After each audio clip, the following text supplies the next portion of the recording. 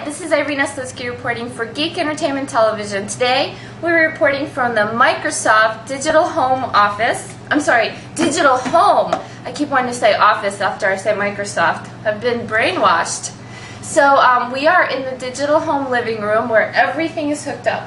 As soon as you get into the bedroom, everything turns on. I kind of like it like that. So today we have Scott Dietzen? Scott Dietzen with us, and can you spell that for us? Spelled like diet and then Zen.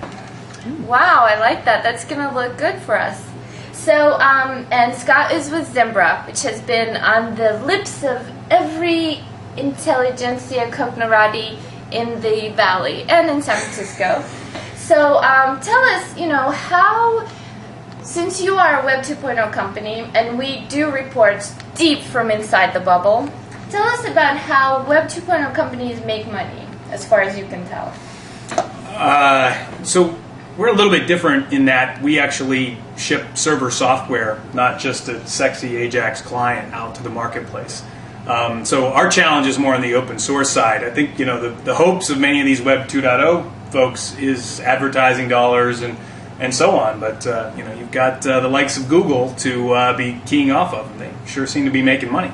So you just said one of the buzzword compliant words, which is AJAX. Yes, correct. Ding, ding, ding. So tell us about AJAX and for my father Boris, who still thinks it's a cleaning product, explain AJAX to somebody like my father Boris.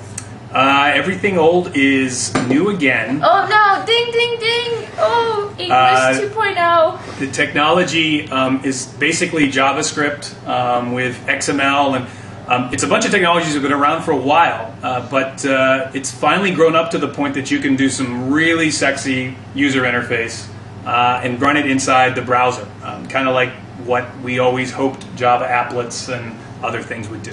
So, as far as sexy goes, it looks like, Scott, your company fits right into that description. I think, for a startup that's pre-revenue, we're getting about as much buzz as you could ever hope for. So what else do you hope for? Besides buzz. Isn't that enough? Ultimately, we hoped and aspire to become the leading email messaging collaboration solution in the marketplace. I think that is a lofty goal that will take many, many years. More realistically, we'd aspire to be the number 2 to the company whose offices or connected kitchen we're sitting in. Microsoft's been executing really well in this space. I think our opportunity is to become their challenger in the coming years. Scott is not married. I just thought I'd let you know that. Although I will get in trouble with my lady for that being broadcast. So thank you so much for joining us here, and we might just change seats just to give it a little pizzazz. And so he's going to tell us a little bit about open source money making. Tell us about that. Open source sure seems to be popular on the internet, 100,000 projects, but hasn't been a lot of commercial success as of yet. But we think we have the key.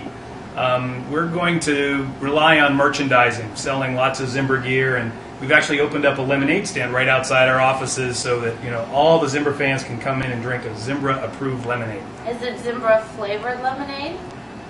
We're not quite sure what the Zimbra flavor is yet, but we better find that and patent it. So,